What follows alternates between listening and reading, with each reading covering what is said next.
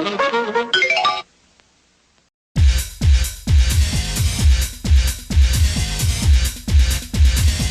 guys, TC here, doing more of Robert Z's lottery video entries. This is going to be questions 6 and 7.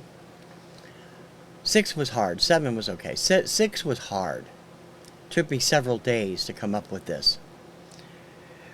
You are the promoter of the biggest concert in history. You are bringing performers back, or two, if they're still around. One act representing each decade that you think is perfect for that decade.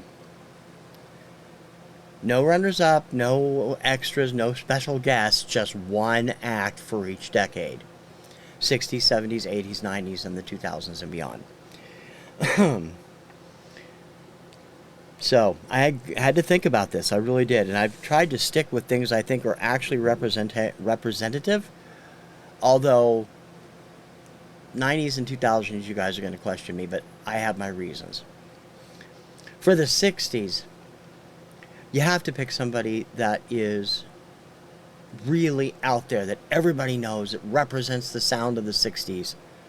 That means somebody from the British invasion. The British invasion was most prevalent from 62 to 66, but there were more on either side.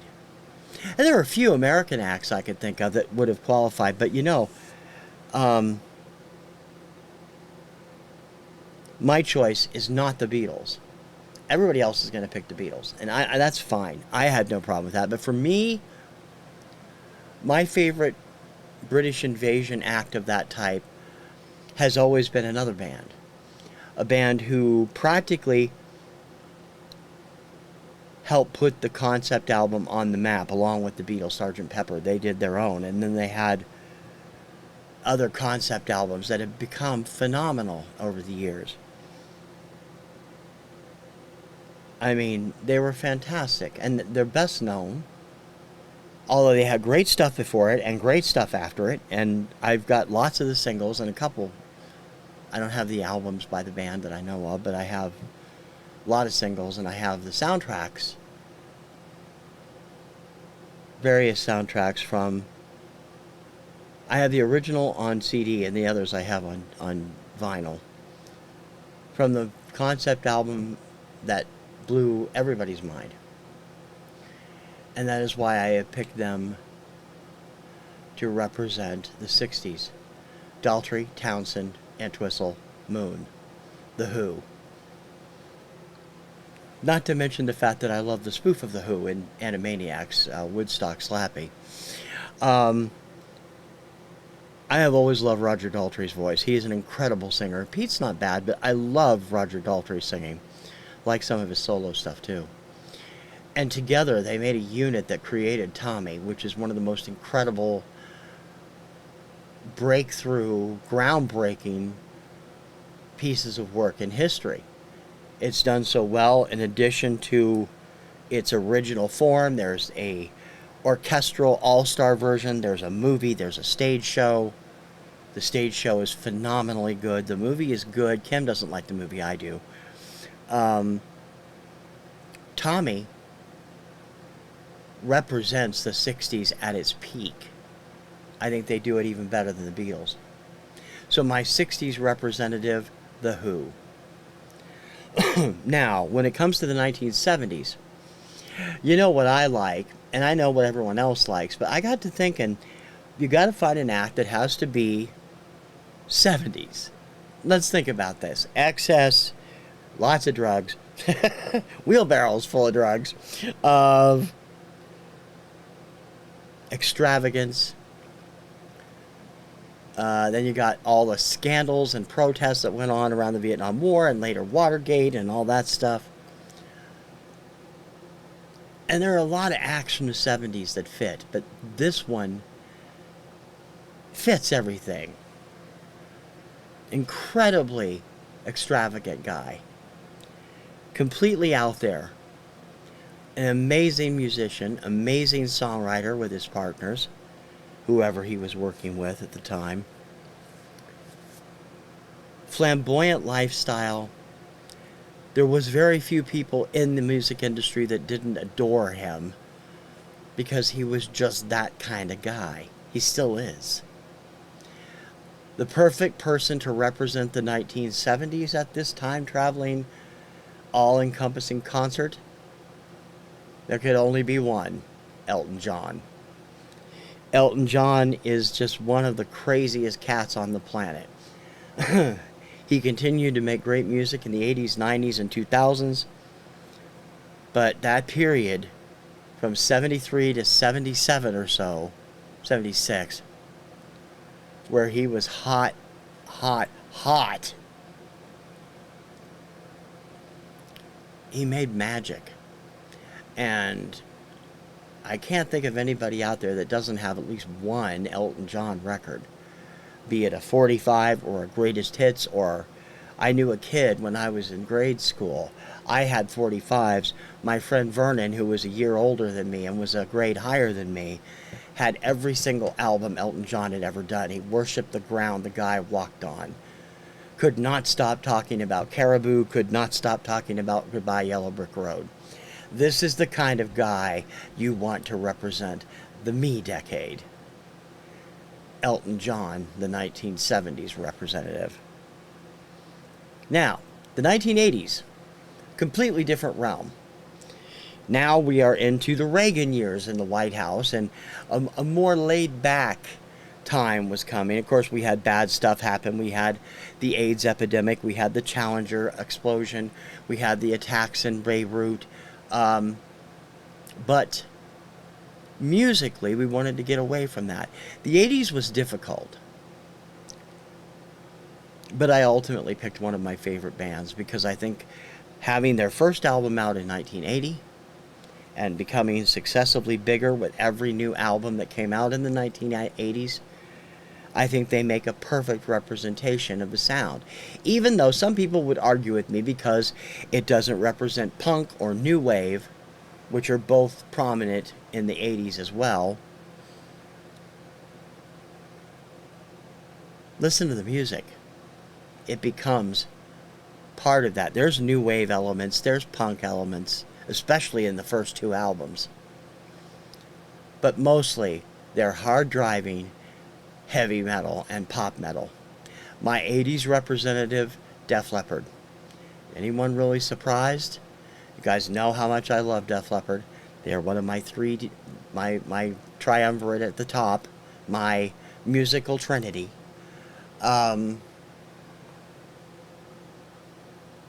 You watch their successive growth from On Through the Night in 1980 through Hysteria in 1987 and further on into Adrenalize in 1992 and beyond. They were and are the quintessential heavy metal band of the 1980s. People can argue with me on that. They can pick Motley Crue, Poison, all these Guns N' Roses. Def Leppard, first, foremost, and the best. They are my concert's representative of the 1980s. 1990s, this is going to floor people because I'm going to pick somebody that most of the majority of the vinyl community is probably not really that familiar with or even fans of, but I am. And I don't know anybody that likes them, that has heard them, that doesn't love them. They had the ability to do every style of music. If you threw pop at them, they could do it. If you threw R&B at them, they could do it. If you threw grunge at them, they could do it. If you threw rap at them, they could do it. In fact, they did all four regularly throughout the 1990s. The first album came out in 1989, and the rest in the 1990s. They are not that well known by the general public, but we're going to assume that for the 90s portion, and their name would draw in every contemporary Christian fan within 300 miles for this concert. My 90s representatives: Toby McKeegan, Michael Tate, Kevin Max Smith. Collectively, they are DC Talk. They are an amazing act.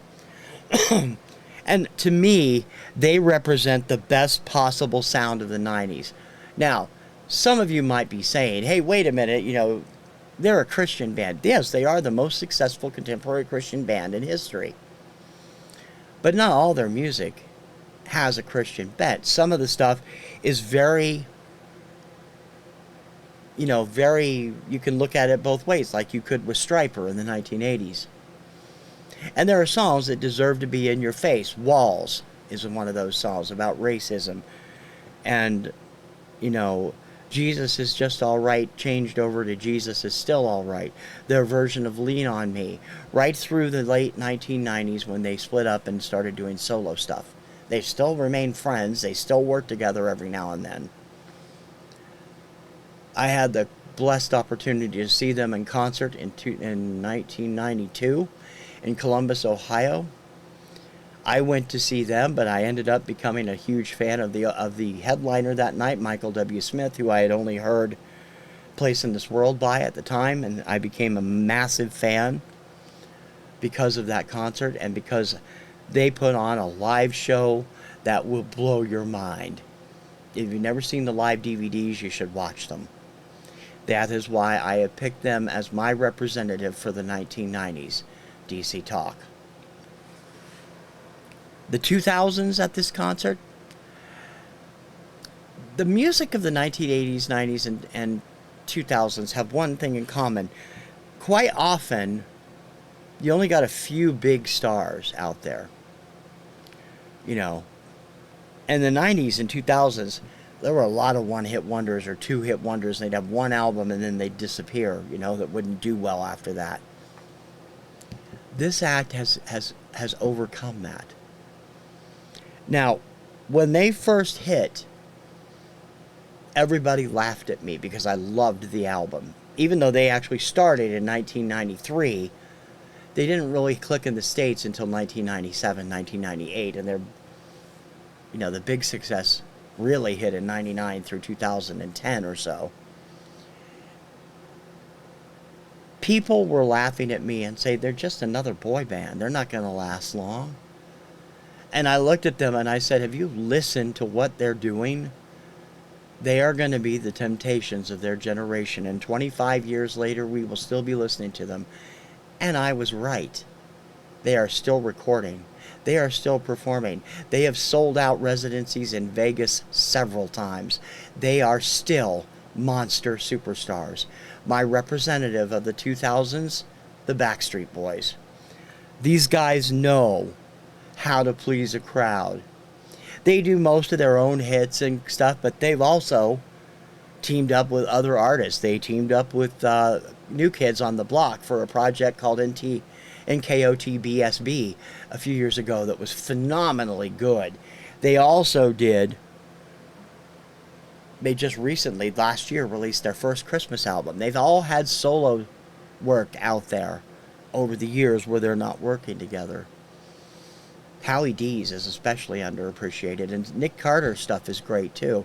Not that I don't like, Kevin has mostly stayed for stage work. He was in Chicago for a year or two, left the band while he was doing it, and Brian Luttrell, and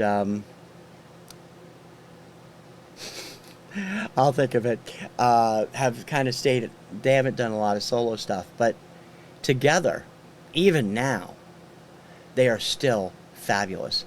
And that is why I would pick them to represent the 2000s. No matter what the different sounds of. I mean, there's lots of rap out there, there's lots of hip-hop. These guys can do that too. AJ McLean's the other one. I knew I'd think of it. They can do it too. So, my all-star time-traveling concert, The Who, Elton John, Def Leppard, DC Talk, and the Backstreet Boys. Laugh if you want. That's what I think I would do. So that's question 6 out of the way. Question 7. What do you plan for your collection when you shuffle off into the great beyond? Well, listening to Robert's detailed plans of what he's going to do and what he's going to sell and how he's going to make sure everything gets taken care of, that's great. Provided I I live long time. I'm hoping to live another 25, 30 years. We'll see. I still feel great for 60. Um, my wife is a music fanatic and she will get first control of this, but I will, make arrangements for her to have a list of worth of everything. She can go, that's why I'm trying to log everything in Discogs. So she can just pull that up and see what's there when it comes time to get rid of them. Now, we have a number of nieces and nephews and cousins that are music fans. And once I pass on, if Kim sees fit to pass some of my stuff on to them, as long as they take care of it, I have no problem with that. I have no problem if she sells it if I pass on, as long as she knows what she's got and what it's worth and gets a good price for it. I think she has the knowledge and the ability to do that, and she does too. You are right, Robert. We need to make up wills. We haven't done wills, and we should. But I trust my wife to know how to take care of things. I mean, she'll have to make the announcement here when it happens. If YouTube still exists when it happens, who knows? It may be some holographic thing on the wall by that point, not on internet, beaming directly from satellite into the house. You never know. I mean, when you consider that when I was born, there were 3 television stations and nobody had any freaking clue what the hell a cell phone was. And now look at how much technology has changed over my lifetime. And it's continuing to change every day. So, those are my question and answers for 6 and 7, Robert. I will have 8, 9, and 10 up in the next, I don't know, either right after this or shortly in a day or two. Love the contest this year. Love having fun answering the questions. And can't wait to see who wins this year. Hopefully it'll be me. I'd love that. But, I'm also a volunteer. So if I don't win, somebody's getting a prize from me. And that's cool. So we'll see you on the next one. Ciao, baby.